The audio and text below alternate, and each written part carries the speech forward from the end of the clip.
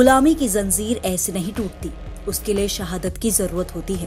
भारत को ब्रिटिश गुलामी से मुक्त कराने के लिए भी लाखों लोगों ने कुर्बानी दी है। इन्हीं शहीदों में से एक थी प्रीतिलता वादेदार, जिनकी हिम्मत, हौसले और शहादत की कहानी एक मिसाल बन गई।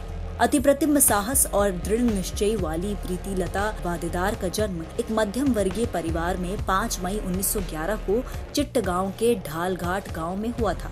उनके पिता जगबंधु वादेदार चिट्टीगांव म्युनिसिपैलिटी में क्लर्क थे। उनकी माता प्रतिभामयी देवी गृहिणी थी, जिन्होंने प्रीतिलता को राष्ट्रभक्ति का पहला पाठ पढ़ाया। अभावों के बावजूद जगबंधु ने अपने 6 बच्चों की परवरिश में कोई कसर नहीं छोड़ी।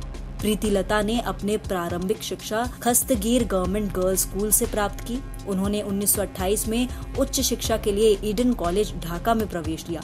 ईडन कॉलेज में पढ़ते हुए प्रीतिलता ने कई सामाजिक कार्यक्रमों में हिस्सा लिया। फिर कोलकाता के बेथुप कॉलेज से स्नातक की पढ़ाई पूरी करके वे चिट्टगांव के एक स्कूल में शिक्षिका बन गईं। यहीं से उनके क्रांतिकारी जीवन की शुरुआत हुई।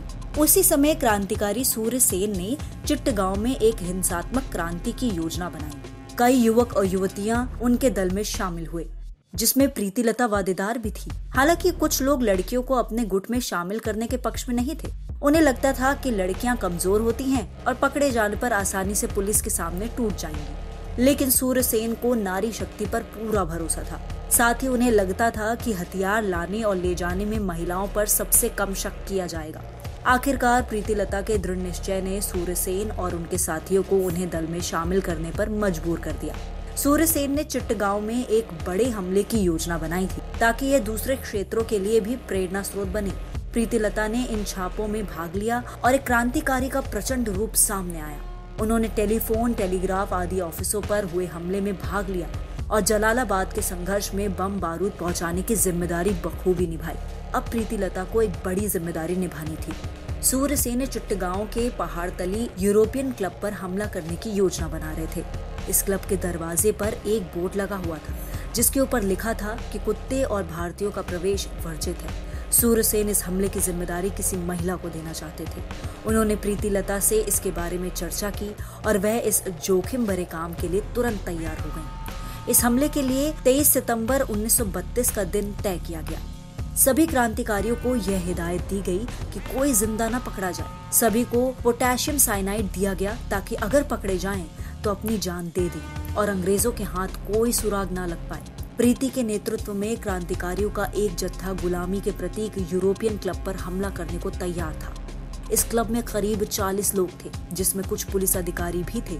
प्रीतिलता ने अपने दल को 3 हिस्सों में बांटा और क्लब पर हमला बोल दिया। दोनों ओर से गोलीबारी हुई, जिसमें कई अंग्रेज अधिकारी मारे गए। इस हमले में एक क्रांतिकारी महिला शहीद हो गई और 10-11 क्रांतिकारी घायल हो गए। घायल होने वालों में प्रीतिलता भी थी। इस घटना की जानकारी जंगल में आग की तरह फैल गई। हालांकि प्रीतिलता वहां से निकल गई थी, लेकिन पुलिस से बचना उनके लिए मुश्किल हो रहा था।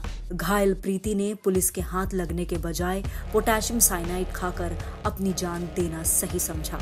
उन्हें पता था कि जिंदा पकड़े जाने पर उनके कई साथियों की जान आफत में पड़ जाएगी। दूसरे दिन जाकर प्रीतिलता को ढूंढ रही पुलिस को उनका शव मिला। इस तरह एक वीर क्रांतिकारी ने देश की आजादी की राह में जान की कुर्बानी दे दी। प्रीतिलता वादेदार महिलाओं के लिए प्रेरणा स्रोत है। उन्होंने ये साबित कर दिया कि महिलाएं किसी भी तरह से कमजोर नहीं होती।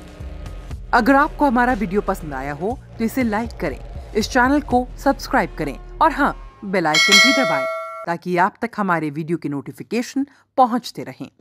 हमसे जुड़े रहने के लिए अपने सुझाव हमें कमेंट बॉक्स में देते रहें। हमें आपके सुझाव का इंतजार रहेगा। हमारे साथ जुड़ने के लिए धन्यवाद।